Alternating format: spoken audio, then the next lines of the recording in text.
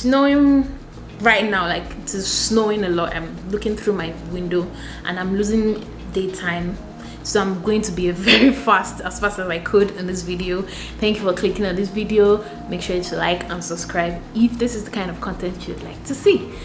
I am talking today about how to survive as an international student in Canada. Now, this can also work for people who are also in the UK, because they're sort of similar, and being a Nigerian, these are things that a lot of Nigerians or a lot of immigrants can relate to.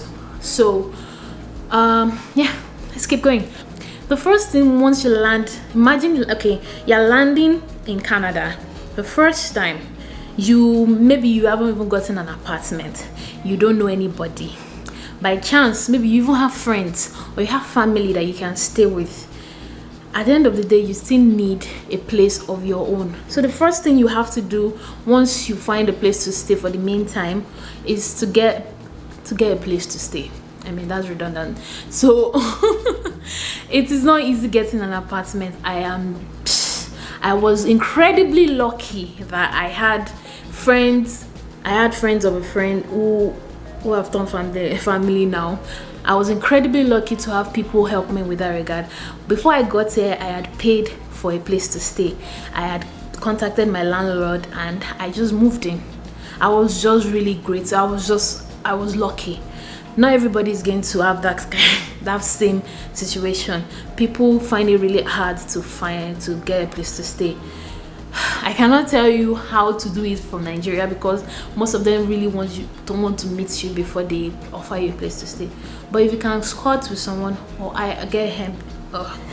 my Yoruba is coming out, or get an Airbnb for the meantime, please do. So once you sort out your housing, you can then focus on school. Immediately you move in, maybe you got into Canada a month before you start school, or a week before you start school. At the end of the day, you need to get to school and register. So please don't miss orientation. It's not even about being a school person. You need to go to orientation to get like an idea of the kind of program you are studying. Many people don't even know what they are studying, the program they chose to study, until they get to class. I'm saying this from experience. So orientation will help you, because the school, I went to Financial College, and Financial College orientation was like the orientation day was like a window into what I was going to study. So they will give you like a breakdown of your program. What do you need to do to pass? What you need to do to succeed? And the grades that are required for you to pass the program. Things like that. And also you meet people. You meet friends. And the first day, talk to people. And I mean, it's not too early to make friends. It is not too early to make friends. So go. And of course, you get a feel of, the college life, or college vibes. Because if you are waiting till the next day, your first day of class, you might get late to class. Colleges here are huge. They are very huge, and sometimes it might be difficult to navigate, because it's the first time getting there. It might be difficult for you to navigate finding your classrooms. Before you move, you would have been given your student number, or maybe on the orientation day you'll be asked to come in so you can register for classes and get your ID card. Once you get your ID card, you have your ID number, your student ID, you have access to your college homepage. You have your own student page, your student login. You get to see all the courses you are doing for that semester, and you get to meet your professors. So it's really important that you register on time. Do not wait till the last minute, please. It's very important. You are here to study, so it's just better to take it seriously. The second thing is get a job. Unless you are very rich, which some people are. I mean, I want to be rich. Unless you're very rich, you need a job, right? And Luckily for you, as an international student, you can work 40 hours a week. I don't know if it's been reduced or increased, but you can work 40 hours a week in Canada. In UK it was 20 hours, but in Canada you can work 40 hours a week. So you can get part-time jobs. Now it now depends on you, on the type of jobs you want to get. I worked as a support worker because it dealt with shifts, so I can pick shifts during the time I'm not going to school or going to classes. Sometimes it clashed, but I found a way around it. Now other places that international students work, apart from working as a care worker or support worker, is working at McDonald's, Tim Hortons, places that pay minimum wage. Depending on where you are, just find a part-time job. It will help you pay bills. There's nothing as scary as not being able to pay your bills. You don't want to be stranded. You don't want to. It's not a good feeling. So unless you are very rich and you have enough savings, get a job. Please get a job. And to get a job, I know it's not going to be easy. It's not like immediately you get there you get a job. No, unless you have references. Please just give yourself time. It's not you. It's not like you're making some sort of mistakes. Well, you might with your CV, but that's another story for that day. It will take time before you get a job, but once you do, you finally have like a bit of relief, because you can sustain yourself when it comes to paying your bills, because bills are synonymous with Canada. So once you get a job, you can do that. And I think it's important to know that you cannot compromise school for work, please, and you cannot compromise work for school. Find a way to balance it. I mentioned this in my previous video. I'll link it here. Another point: make friends. You are in a new place, you're in a new country, new environment. You cannot afford to be a loner. You are talking to the #1 loner in the world, and still I made friends. The reason why most courses, because you're coming in for masters, you're coming in for graduate certificates, you're coming in for diplomas, whatever the thing is, they are going to teach you like you've had your first degree, right? Unless you are doing undergraduate. I don't know about that one. But if you are coming in after doing your first degree or second degree of anything, most of the courses will require that you should be able to interact with your colleagues. So you have to make friends, and make friends fast. Make friends with people you think are serious. I cannot overemphasize this. Make friends with people who care about school, not just work, because you need people like that in your corner. There are some times where you just need somebody to explain whatever it is the professor is saying, because a lot of people will struggle with the accent. I didn't struggle with the accent here, but when I was in UK, I struggled with the British accent. But I don't know, American accents, Canadian accents are sort of similar. Watching American movies helped me understand, but there's still sometimes there are some things that are lost in translation because of nuances and the way people talk. So you need to just be around people who would explain to you. They don't have to be Nigerians.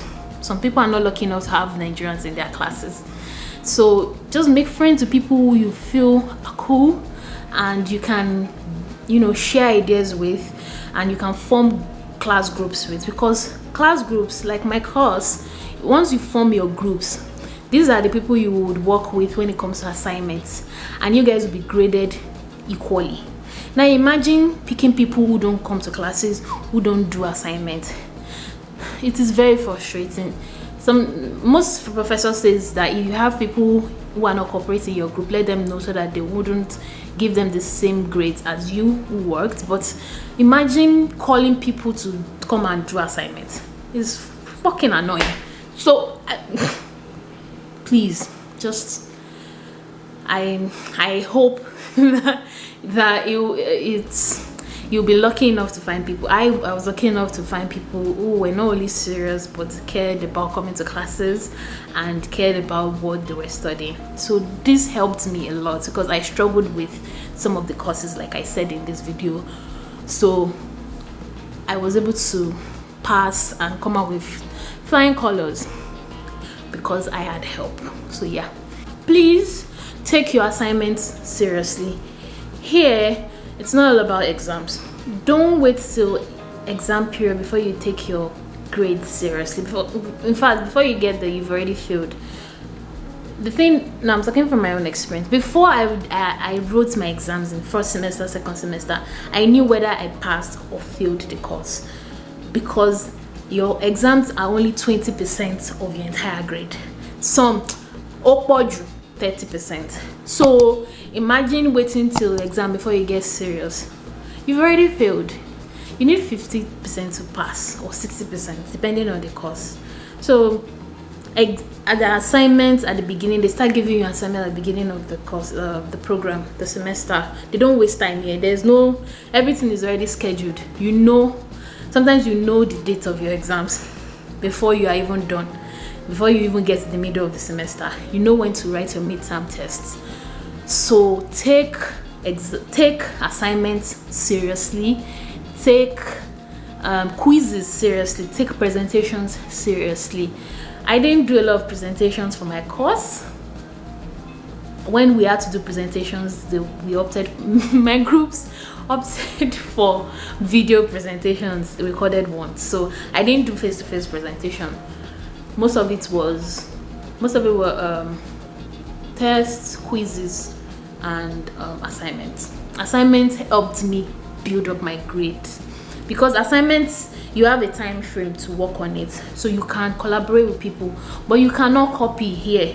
You cannot plagiarize. If you plagiarize, first of all, you will lose that grade, and you will face committee, and sometimes to the point where you will fail the course, you fail the program, and you have to start it all over again. They take it very seriously. Plagiarism is a big deal here. So you can collaborate, but don't write the same thing, and they would know. They have Turnitin. Oh my god, this is giving me introvert vibes. Oh my god, they have ways to know if you copy, so don't even bother. Just be honest with your work and get your grades.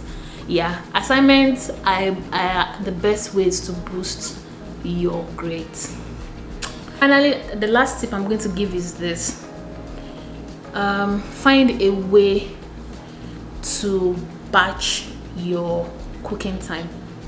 I know it's weird talking about cooking, but you're an international student who is working part-time, who probably has tuition fees to pay, or you have bills to pay.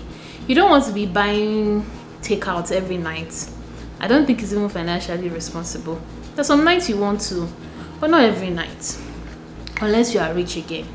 If you are rich, right on. But if you're not rich like me, cook. Groceries here they're expensive compared to England, to be honest, but at least you can still buy some things and cook at home. Cook in your apartment, batch it. There's always light, thank god. There's always power, so you can put your food inside the refrigerator or freezer, so when you come back from work, you come back from school, you can just microwave and eat. There are days when I was so tired I could not cook, and thank god for food in the freezer. So just find a way to cook, please. Don't say that I'm too tired. You'll be hungry. You'll be hungry. Please cook, cook, batch it, balance it, go for shopping. If you're a Canadian student, you have free bus rides, bus passes. You don't have to pay for bus rides here, so you can go anywhere you want within your town, your college town, your college city, and just go buy your stuff and cook, batch, manage your time well, please. And that's it. Thank you for watching. This has been so fun, and I'll see you in the next video. If you like this, like, subscribe and share. I love you. Bye till next time.